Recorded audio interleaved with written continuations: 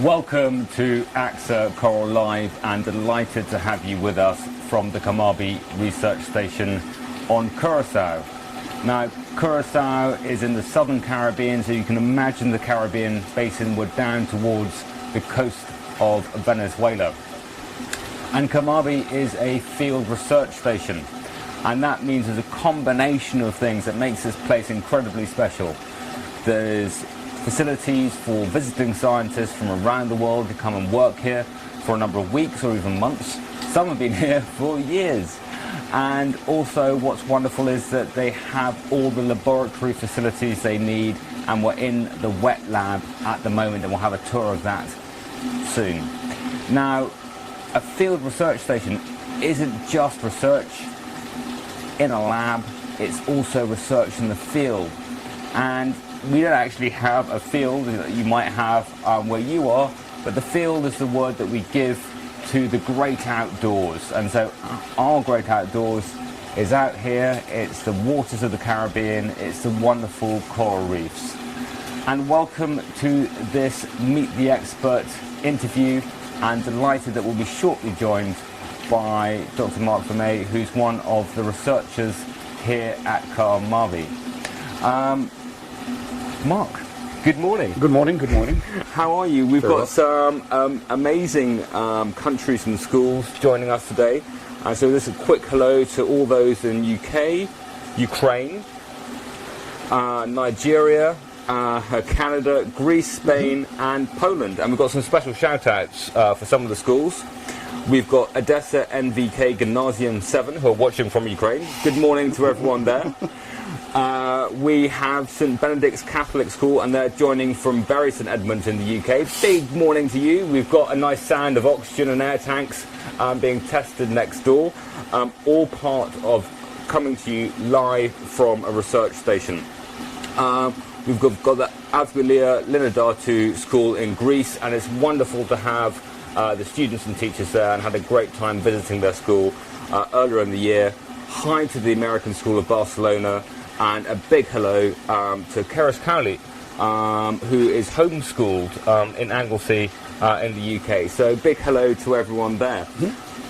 The way that we're going to do this, we're going to have a quick introduction to your career and your work, and then I think you very kindly agreed to give us a show round the wet lab. The wet lab.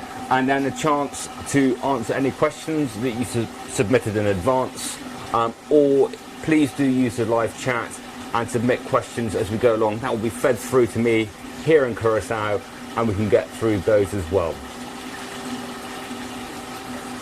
Mark, we're in Kamabi, which you've mentioned throughout the live broadcast so far. What is Kamabi?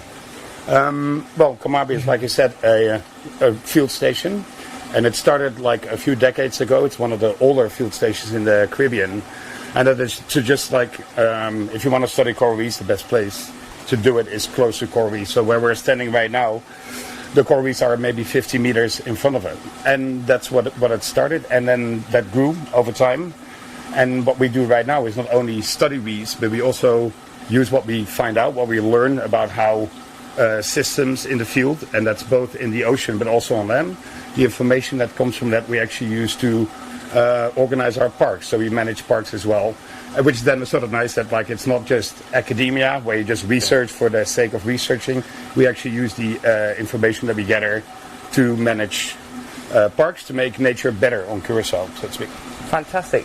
And do you yourself, you have a special research interest or passion? Well, I like to mostly work on the small things, the things that you cannot see. This is sort of funny because in a lot of ecosystems on this planet, we can see things, the big things, you can see the whales, but on land you can see the trees, but there's a lot of things that you don't see. And then here in Curacao, we actually study a lot of the wheels that make the ecosystem turn that you cannot see. And that we'll get to that later, but that's, for instance, what you can see here as well. If people have seen these bins here, they're like, that's sort of weird, like trying to grow a bunch of tubes in an aquarium. No, there's actually things in there. There's microbes and little algae in there that you cannot see, and we study what these tiny little things do in the big scheme of things, and that's something I'm very interested in. And because in the previous session we've done a live investigation, we've been talking about the food chains that make up the coral ecosystem. And one question that we had was, what was the weakest point of the food chain? And we started talking about the bottom of the food chain, the invisible or microscopic things. And it's really interesting to hear that that's what's being studied here. I mean, do you feel that the wee things, the small things, get underrepresented in our understanding? I think so, because if you think about it, like coral reefs, they're underwater, and that's sort of a problem, because not even that long ago it was really expensive to go underwater. You needed dive gear that was expensive, you need tanks, so to even get to the fuel, it was not that easy. Right now that's a little easier, it's cheaper, we have all the stuff here right now. So because it's such a young field, like we're only looking at it for maybe 20-30 years, we pretty much only saw the big things first. And now that we're sort of done with that, like we study those, now it's time to, okay, what is still happening, but what are all these things that you cannot see? And so, yeah, it's new. Perfect. And I'm wondering, I'm just absolutely fascinated, all these lights, tubes, things going around. Could you give us a little tour of this? I know that we're gonna get the camera off the tripod. And where's a good place to start? Well, I guess it's a good place to start would be where sort of everything starts. So people might see these sort of well-lit aquaria. And why is that? We're in a wet lab, there's a roof on it, and it's fairly dark. In order to keep things on the water alive, it sort of starts always with sunlight. And that's sort of basically what we have here as well. So basically what you see here is a mini version of an ecosystem. So what you see happening is a lamp, which is the sun. It makes little algae grow in these aquaria, and then the thing is that in each of these aquaria we change something in the water. So there's different types of algae growing in all of them, and then through these little tubes it goes to another one, and you see corals and sponges in those. And what we're trying to sort of find out is like, okay, because one of the things that people always don't really think about, like if you see coral reefs, it's easy to think that there's a lot of food because there's so much life. There is not. Like a coral reef is pretty much an oasis in a desert. Like the tropical oceans, there's nothing in it. That's the water. That's why the water is so clear. But if you would have a big magnifying glass, you could actually see that there's like tiny, tiny little algae in here. So what these corals have to do is they have to take that very limited amount of food and sort of somehow concentrate it.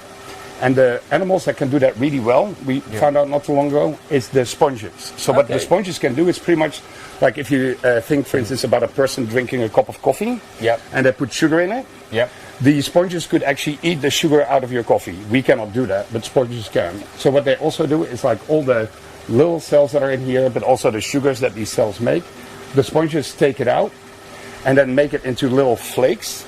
And these little flakes are things that, sort of like cornflakes almost, that tiny little animals like fish and little crabs can eat. So the food that you see in here, that you cannot see, that a lot of animals like us cannot get out, because the sponges can. They turn that sugar in your coffee into cornflakes, and then the rest of the world can, or the rest of the reef world can eat from that. So this is sort of a system, how you sort of turn light to things you cannot see, to little flakes. And then these little flakes are used to feed pretty much everything else on the bed.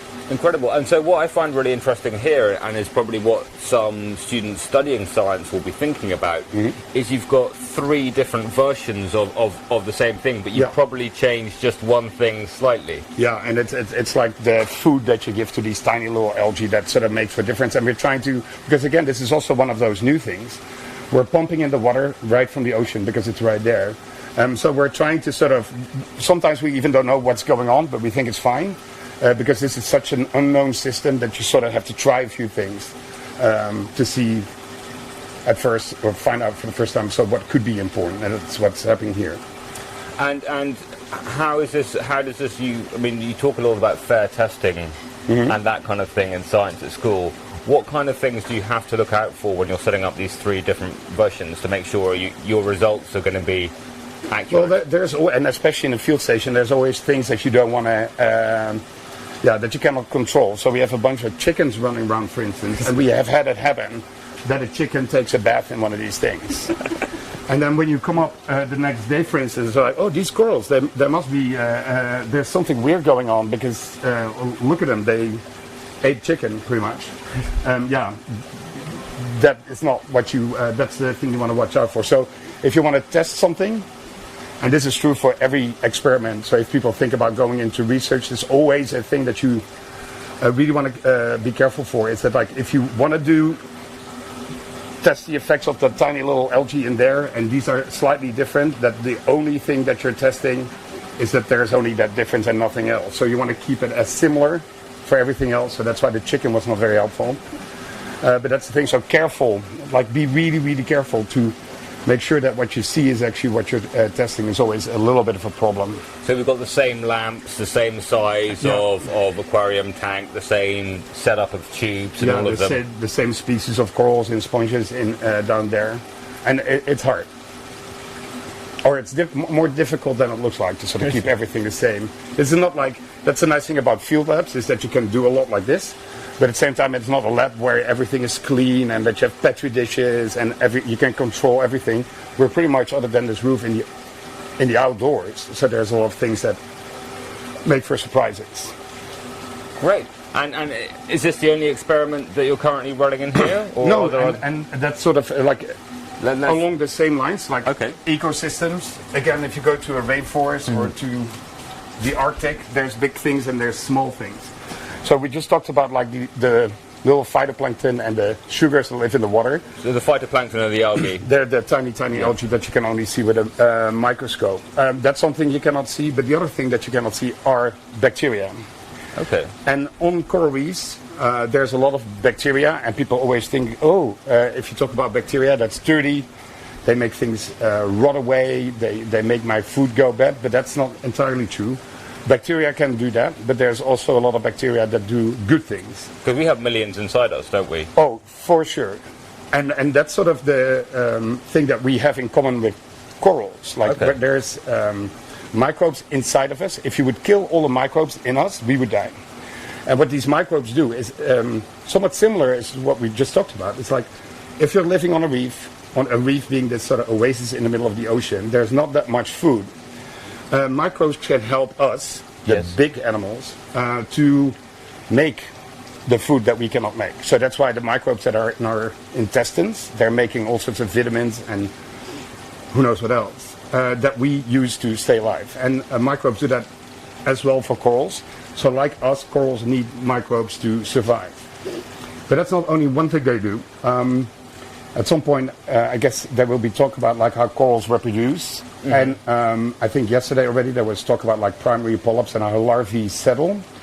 So when coral babies also swim in the water column, at some point they have to sort of find a place on the reef to settle and then be there for the rest of their life, because once they attach, they can never move. And then one of the things that coral larvae, so these tiny swimming coral beads, use to find the right spot on the reef is by looking at microbes. So what you for instance see here then, and in these cones over here, is that there's, in the water again, things you cannot see, but this time it's not the phytoplankton, not the tiny microalgae that swim around in the water, but there's different types of bacteria inside these cones. And these bacteria tell coral larvae to, they help them find the right spot to settle on a reef. So what you see on these little discs there, so it looks like an eyeball almost. It's like a big round thing that's just limestone. But on the limestone there were different types of bacteria. And we found that there's a few species of bacteria, you could say, that tell coral larvae, like, hey, you're in the right spot. This is where you want to live the rest of your life. Because a coral, when it settles, so when it attaches to the bottom, the larvae turns into a polyp. And then that polyp divides, grows into a coral colony, but it cannot move anymore. So finding that first spot to settle and make that decision really well, because you have to deal with it the rest of your life. It's like if you were asked to go, okay, here you're in a house somewhere, and you have to go sit on a chair. But you have to always sit on that chair. You're going to look really well for the right chair that you have to go sit on the rest of your life. And that's sort of what corals do as well. But then instead of a chair, they sort of look for the right bacteria that they can smell and there's more things that help them find the right spot, but this is one of them. That's another one of those examples, like microbes acting as little chairs. Why the things that you cannot see are actually important if you think about like coral reefs in general. Incredible. I saw in this tank just a range of things that looked amazing that some students may think were just all generally sort of stuff on the sea floor. Could you sort of introduce us to a couple of these and tell us a little bit of the difference? So we put a few things in there to sort of make the point of what we were just talking about, to sort of show that the principles that we're talking about, so the, for instance, the algae in the water, the bacteria that help coral larvae are things that you see everywhere, even inside adult corals. So what you see here, so in general, a coral, it would be something like that orange guy over there. Mm-hmm. So it is a polyp, that's what you guys talked about. Yep. The primary polyp would just be one of them, and then as a coral grows older and older and older, you just get more polyps, and that's sort of what you see there. It's like almost like a copy machine that makes copies of that first polyp, grows, and then that's the beginning of a coral colony. The weird thing is that guy sort of looks orange and all the other corals are brownish. Yeah.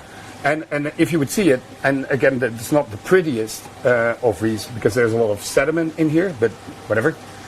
You see that the colors of these corals are somewhat mindful of what trees look like. Mm-hmm. And that actually makes sense because, again, corals living in these food poor waters, they cannot do it alone. Like if corals were just polyps and they had to catch all the food with their little tentacles, many species would not make it. So what they've done is that, again, based on what we just saw with the light, is that they use light, but animals cannot use light. So they need a friend, they need algae.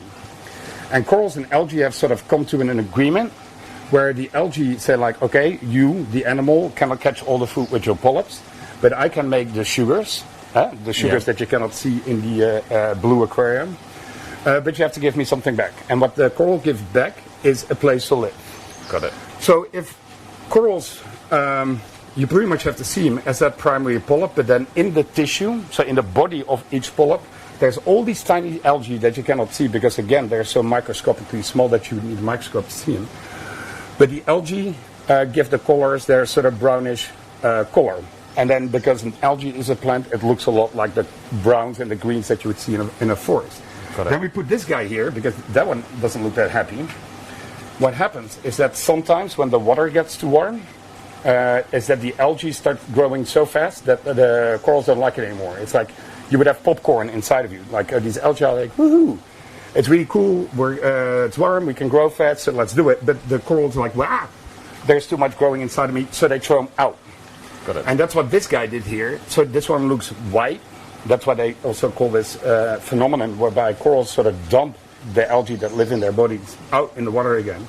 That's why they call it bleaching, because pretty much what you see here is what a coral beast, the coral polyp, and again you can see all the tentacles, would look like if the algae are out. And then the coral itself is transparent, much like jellyfish almost. And the reason why it looks white is because we actually look right through it. And we see its skeleton underneath. And the skeleton, like our skeleton, is white, and that's why that thing looks sort of white.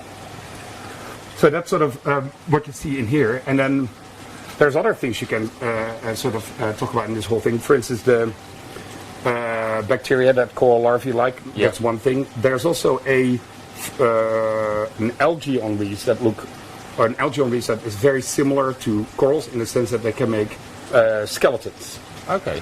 So it's like this pink stuff lying over here, and all the pink stuff that you see over there. And then if you think about a healthy reef, it doesn't have to be all corals, but a reef is a city, if you will. Mm-hmm. So to build a city, you need builders. Yep. And coral colonies are obviously builders because they make skeletons, but there's some algae that do it as well. And that's those red things that you see there. If you would grab it, it would almost feel like a little rock itself. But because both the algae and corals are very abundant on healthy coral reefs, and they have been so through like long periods of time, it's also that the two of them have sort of evolved a relationship where coral larvae, in addition to the microbes, sort of look for that algae to settle on. And then much like the story about the microbes, because like if that stuff is around, if those calcifying algae are around, the pink stuff, coral larvae know that they're in a good spot and that they're probably have a better chance of making it for the long lives that they're going to have the moment they sort of attach. And then, similar to what we saw there with the blue aquaria, the main principles of how a coral reef works, you can sort of pretty easily capture in an aquarium. So we've seen how food enters the system in the first place by sunlight. But on every reef there is always a problem, like if there's too many nutrients in the water, you get algae, so little plants growing and not the corals and the calcifying algae. So what you need is organisms that take the algae away, so there's actually room for corals and stuff to grow. And that's, for instance, why that sea urchin is in there. So you see the urchin hiding there. They like to come out at night. So there's one, and then there's another species over there. And then pretty much what happens here is, again, an easy but simple but true representation of what happens on a reef. If he would not be there, there's always like little seeds in the water of algae, the plant-like algae. If he wouldn't be there, like these seeds would grow into little bushes, and you can sort of imagine that if these plants, they grow way faster, they would overgrow all these corals, and that's sort of what you start seeing here as well. Like, so you see all those spots. That's why this guy is there. You start seeing all these tiny little spots there, and that's why there's little holes, but algae settle on there and slowly start to overgrow a coral like this. And what you really want is have a coral like that one, where it's just coral, there's no algal overgrowth. So what makes the difference between that one and that one is the herbivores, the animals that eat plants. And there's a lot of fish that do that, but on reefs there's also invertebrates, in this case the sea urchins, that do it as well. So again, this is sort of the simple version of a story that happens on reefs. If you have a reef that works, you have the things that build reefs, the crustos, or the calcifying algae, the corals. You have the food coming in, and then you have the sort of gardeners that sort of make sure that the things you don't want, the algae, stay out of the picture. And it's so interesting to see, and Ellie, do let us know if you're nearing the tripod, if your arms are about to fall off. You're okay? Perfect. So, I mean, it's really great to see, because we did this cardboard cutout thing, looking at how all the different parts of the reef are connected, but it's great to see this being set up in the lab here and be able to show students, even if we can't do a live dive quite yet. I think we've got something special coming up in the next session. But there's some amazing questions that have been coming through. We have from Spain, from Madrid, Pedro would like to know how many different species live on the reef. We've talked about a few. How many are there? So there's millions and millions and millions of microbes living on reef. We don't even know how many. So if you start with the small stuff, because it's hard to find, we haven't seen it all. So there we know it's a lot, but we don't exactly know how much. If you sort of start talking about the species that we know better, so for instance, corals here, there's around 70. Okay. So 70 coral species. There's around 500 species of fish, but still, because it's only been fairly recent that people actually jumped in the water and start looking around, we had people here last week that find new fish species, which I always find amazing that there's still, I mean, we know what the moon looks like, but you can put on your snorkel, jump in the water, start looking at small things, so whether it's microbes or tiny little fish, and people would still find new species every day. So for the things that you can see, so around 70 species of corals, 500 species of fish, and around 8,000 species of algae. Amazing, and I think that I've read somewhere that we've got about 1,000 different coral species globally, and about 60,000 species described on the reef. But some estimates that even there could be up to 9 million species on the reef, all these microbes. So quite amazing. So great question, Pedro. Gerard would like to know what makes the Caribbean unique to other reef systems. That's actually a very good question, because everybody always talks about coral reefs as if there's only like one coral reef. But if you look at reefs in you go to Australia, you're like, oh, that doesn't look like the Caribbean at all. You go to the Red Sea, it looks different again. The thing that makes the Caribbean different than a lot of the systems that we just talked about, for Australia, for instance, it's the easiest comparison, is that the Caribbean is a fairly small ocean or sea that is completely surrounded by land. So it's almost like a lake. I mean, it's not a lake because there's still all these openings to the Atlantic, but it's heavily influenced by the edge of that lake, which is sort of all the countries that are around the Caribbean. And then if you think about the Pacific, there's no such thing. If you go to the middle of the Pacific, which is way much bigger than the Caribbean to begin with, you have these tiny, tiny islands everywhere, and there's a lot of water from all this huge ocean around it. So these islands are pretty much flushed by ocean water all the time, whereas in the Caribbean, you don't have that because it's protected. So these big ocean swell events, you don't have them as much. And there's a lot of stuff coming in from land. So the Caribbean is what some people say a land-affected coral reef system, whereas the Pacific is an ocean. But that's a good question because there are big differences. And does that change the type of fish or the type of coral or what? I mean, if I were to go on a quick dive on the Great Barrier Reef and then a quick dive off Curacao, what are the main things I'd notice in terms of difference? The big difference you would, for instance, see is like if you, for instance, think about these big ocean storms that come through, where you have like huge waves and because storms can pack bodies of water and push them over an island. It's much rougher. It's like those places almost have a hurricane every few months, but it's underwater. We don't have that here. But then if you're an animal living under such conditions, you have to sort of deal with that. So one of the things that corals, for instance, deal with that is that they are capable of breaking. And then when they break, they're like, thanks, storm, because now it's two of me. And then they can keep growing again. There's some corals in the Caribbean that can do that, but in the Pacific you see that much better. It is, for instance, also why a lot of people say, like, okay, if you have these swell moments come through, it's almost like a vacuum cleaner or a leaf blower, and the effect is pretty much the same. Is that the Caribbean has a lot of algae, these little plants that are overgrowing corals that we sort of don't want. And that's because a lot of nutrients that allow these algae to grow, the little plant-like things, are coming from land, the land that borders the Caribbean.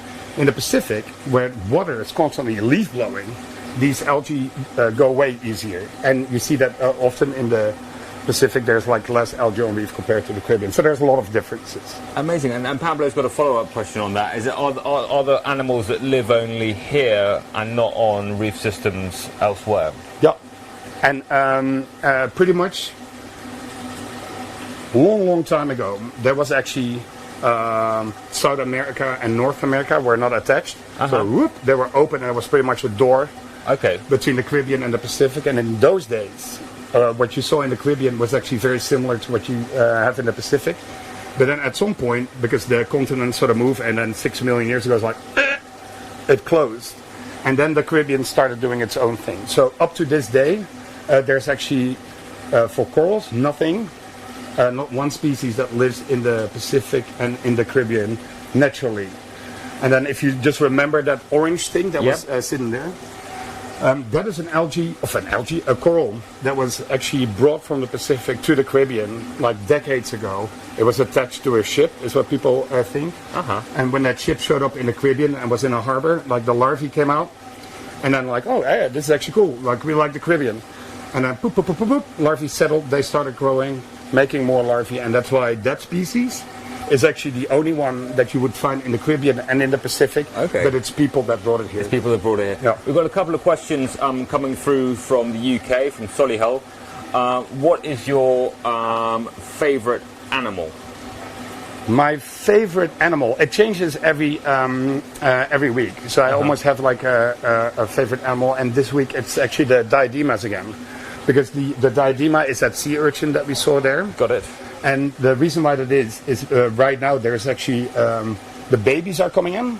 And if you would go dive to certain places on the reef right now, there's the babies, they're like tiny, bright red little balls. And then they have a few little spikes on them, so they're 2 millimeters wide. And then they're like, okay, here we are, and there's a lot of them. And they're like, you can see them on the water now everywhere, trying to eat their first algae, so to speak. So this week, that's my favorite animal. This week's the diadema sea urchin, your favorite animal. There's an interesting question from Kyle, and he's asked, do you have to make food change in your job? And it's a little bit like we've done it on cardboard, but you're doing a actual experiment on it. Do you have to make food chains? Yeah. So you have made a food chain almost here. Yeah. Well, yeah, you do. And the easiest way we sort of deal with that problem, because you're right, if there's not a food, like things in these aquaria, they're animals and they would die. Yeah. Like the rabbit at home. If you don't feed your rabbit or your cat, it's going to die as well.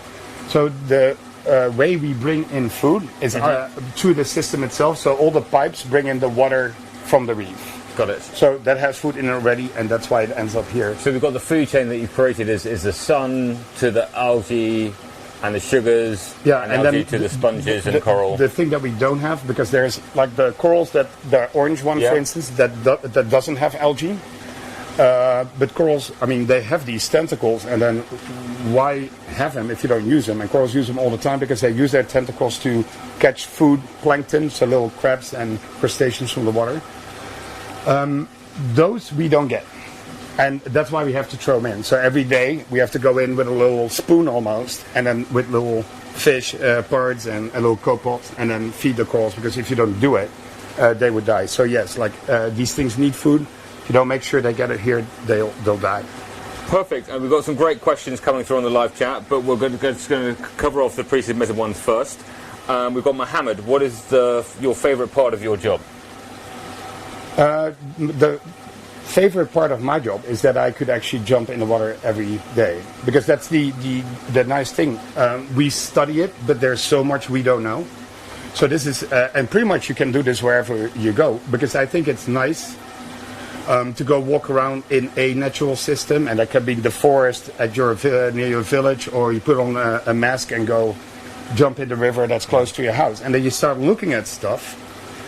And you're like, that's weird. Like, I've learned about nature, but what I know doesn't really match up with what I see right here. And that's where stories come from.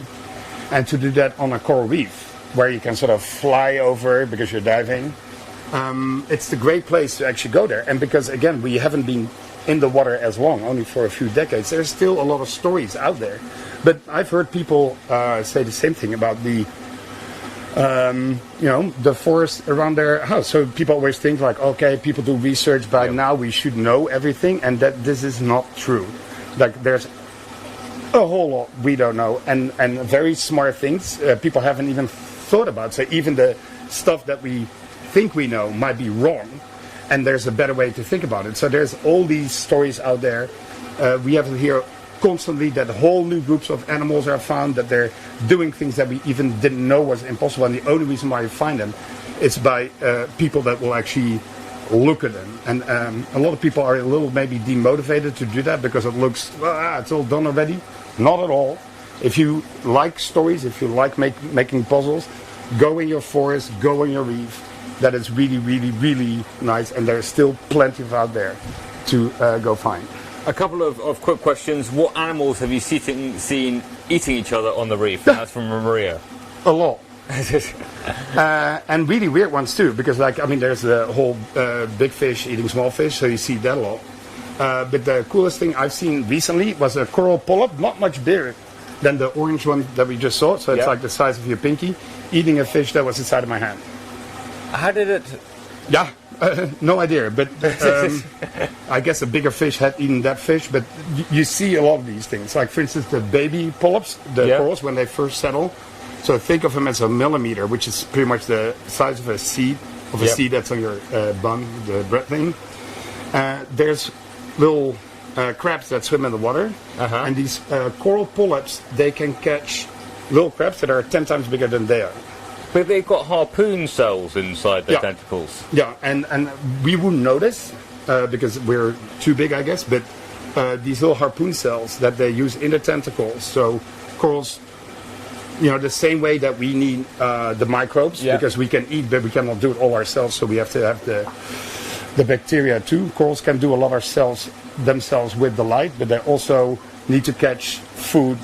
And they do that with their little spears, and they're vicious. And if you then think about because corals are a family of jellyfish, and everybody knows that jellyfish can sting pretty badly, and these corals can do it too. And I think there's a lot of, and for instance, you have these slugs So Yeah. a slug is pretty much like a bunch of slime crawling over the bottom. Yep. But you have slugs that are sort of the size of your hand. But then if there's like a little coral polyp here, Yeah. you see the slug like going very slow, and then yeah, and then Really? they go the other way. So the little guys, they can sting. Amazing. I love that image of the fish and the tiny polyp. Other than coral reefs, what is your other favorite ecosystem? And that's from Tahira. It's almost a cliche, but it's rivers. Because like this sort of also what got me into it. Like when I was growing up in the Netherlands, you had these big posters in school, where it's like, here's what lives in a river or a lake, and then like all the animals were on it, and that sort of was one of the things that got me in. This is really nice. You can jump in the water and then go see what's on the poster. If you can find it in the river yourself, what's going on. Maybe there's other things going on, and I still like doing that. And it's just to say that, I mean, many of the students watching won't be next to a coral reef, so you can jump into a river, a lake, I mean, you know, with care, sorry, and safety and everything else, or go in your forest or whatever ecosystem you have. And that's nice because there's a lot of similarities too. For instance, like a lot of research that people that study coral reefs worry about, or look into is a better word, is what people do with trees. Because in a way, you have a ecosystem and there's something that sort of builds it up, that sort of builds up the city in which all the other animals live. Yep. On coral reefs, it's the corals doing that, but on land, it's the trees. Okay. But if you then sort of forget, like, okay, there's animals, there's corals, there's trees, there's just things building ecosystems. And there must be sort of principles, processes that are sort of the same between the two of them. And that's true. So a lot of stuff that we actually now use to think about coral reefs is actually coming from what people have done with trees, and vice versa. So that's what I'm saying. Is like, it's people always think like, oh, if you're a marine biologist, you're underwater, and if you do forest stuff, you're on land, and these guys don't talk. It's now you're working with ecology, and ecology is this processes that structure the world, and they're quite often the same.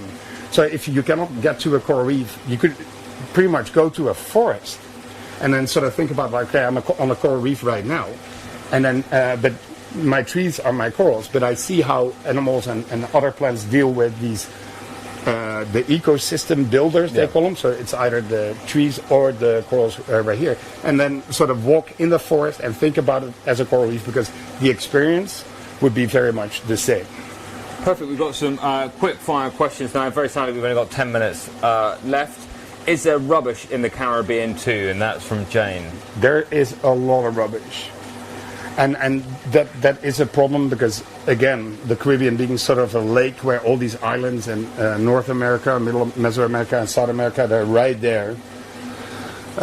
So you're in that system with so many islands so close to it. So islands, they have people on them, and people are, you know, making a lot of rubbish. So the fact that they're so close to each other makes that, yes, there's a lot of rubbish coming into the Caribbean, unfortunately. So something that we can do wherever we are on the planet is to reduce the amount of rubbish we put into the environment. Oscar and Anglesey would like to know how long has this lab been running for? This one started in 1955.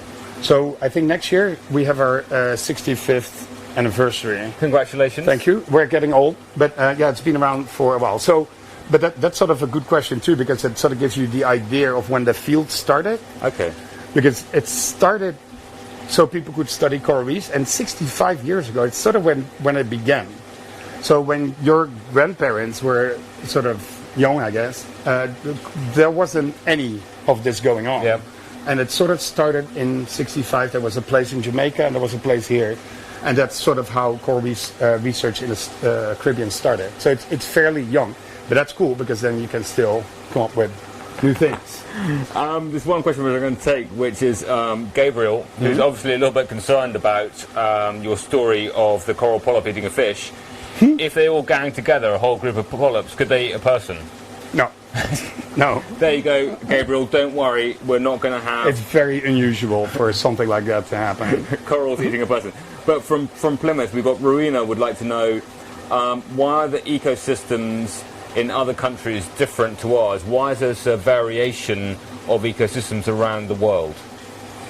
Oh, that is a good one. And then, for instance, like this is a good example of it, because why do you get different ecosystems? That's often in response to sort of more physical things. So how much light is there, and then not only how warm is it? Yeah, temperature. Is there water or are you on land? So it's these sort of rough, physical things, I think you would call them, like the availability of light, temperature, that sort of initially make for a large difference in ecosystems. And Rowena, you might be studying something called climate zones in your class at some point, or you may have done already. And what Mark was talking about, we're talking about these big things like if there's a cold sea or a warm sea, if there's a lot of light in the sea or less. Or whether you're on land or in the ocean, because like a forest can never develop under the water, because trees cannot grow underwater. But it's also space, because what you see is that, like, say, very long time ago, there's like the first plants evolving, and then say these are in Asia and these are in Africa. They sort of not meeting, so they develop their own ideas. And then because in addition to all the physical stuff, forests were very separated by large differences. Things develop just differently in different places. So that's another thing that sort of contributes to ecosystems being different. Mark, here's a definition question from you. This is from Lily. She's asking, in school we talk about habitats. What is the difference between a habitat and an ecosystem? So a habitat, so if you have an ecosystem is pretty much all the organisms together. So if you talk about a coral reef ecosystem, it's the fish, it's the corals, it's the algae, it's everything. It's the group of organisms that you need in total to make the ecosystem, the coral reef, work. So that's an ecosystem. It's just pretty much everything. A habitat, it's like if you would, for instance, look at one fish or that little urchin that we saw there. That urchin needs a place to live. It cannot live on land. It lives in the ocean. It cannot live in sand because then it cannot walk around. So it needs to live on rocks. So the space that this a organism needs to live, and in this case it will be underwater where there's no sand. For that particular species, that's its habitat. So I hope that makes sense. So what one organism needs to live is a habitat. What all these organisms make together is more the ecosystem. Perfect, Lily. Do put up a comment if that's now clear for you. Thank you so much, Mark. Amy would like to know whether we're allowed to touch corals. The best way to look at it, like theoretically, you could do that, but it's often not a good idea, because what we just saw, like a coral is just a thin jellyfish tissue on a skeleton. And the skeleton of corals, they have all these little plates sticking on. So what happens, like imagine that you would have no bones, but you would lie on a very pointy rack, like a fakir or something with the nails, and somebody would push on you. And it's like, you get sort of pinned by your own skeleton. And that's what happens a lot. So if you touch a coral, you're pretty much squeezing it on the skeleton that's underneath it, and that's why it's not a good idea to touch it. And the basics are, I mean, we shouldn't really be touching wildlife in terms of recreation, but there are some, in terms of science, you do need to take the smallest sample that you need for your research. And that's actually very nice right now, because like the way that the techniques that are available, back in the day, like 60 years ago, you would have to kill whole corals to get enough. We don't have to do that anymore. You can photograph stuff. You can take very small things, so there's not much damaging going on. Three more questions we have time for. We've got how many oceans have you been diving in? That's from David. I think I've been in all of them except for the Arctic, and that's fine by me. And the Southern Ocean? The the Antarctica, no. Like the cold ones I haven't been to, but all the other ones. Okay, I quite like the cold ones. There we go. I want to do it, but it hasn't happened yet. Okay, well, we'll see what we can do. Gabriel would like to know, if global warming is causing this difficult relationship between the algae and the coral, why doesn't the coral reef just go somewhere cooler? They do, actually. So this is all relatively recent, but there's people that sort of study whether coral reefs, like if you have the Earth and it's warm around the equator, there is evidence that corals are actually sort of slowly moving north and southward to where it's cooler. So that's for sure happening. But then the other thing that people should not forget, it's like corals are animals. Yep. And sure, like, global change is going to result in a lot of coral reefs dying. But we have also seen that some reefs are actually capable of figuring the next thing out. And this is often where people think wrongly about corals, because them being animals, they actually have a lot of tricks up their sleeve. And as long as you don't stress them too quick and give them some time to maybe figure something new out, some of them can actually do it. Because like there's a lot of people, when you talk about coral reefs right now, they die, they die, they die, they die. And that's the only thing that you hear about coral reefs. So why would you even be interested in coral reefs if that whole system might not exist 30 years from now? But what we see here, that even today, and that's why it's nice to think about it as from this ecosystem perspective, a coral reef is made by 70 coral species, and some of them cannot deal with the climate change thing. They will indeed die. But at the same time, we see a lot of other ones that can still grow. Yeah. And then, so even on reefs where a lot of corals are dying, you see the other ones go up. So you would think that if you give it some time, these guys will actually start making reefs. These guys used to make reefs in the past. So it's not that like all corals die either. There's also corals that figure things out. So there's more to it, but these are the things that we don't know. And then I just want to bring that up because there is a lot of things that corals can do, and whether those are the same species as back in the day or the tricks, we don't know. And those are the things that are cool to study, because they actually show that corals might actually have a trick other than moving north or south to deal with global warming. So, Mark, it's wonderful to end on that message of hope. Thank you so much for being part of this live broadcast and for sharing your insights, knowledge and experience with all the students at home. Great. We've just heard from Lily that your answer was fantastic and she loved that. So thank you so much. Do join us in 45 minutes time for a very special coral Q&A. We've got a surprise in store for you. But until then, thank you for being part of AXA Coral Live, and thank you very much to Kamabi for hosting us once more. You're welcome. But it's bye-bye from the Caribbean and Curacao. Bye-bye. Bye.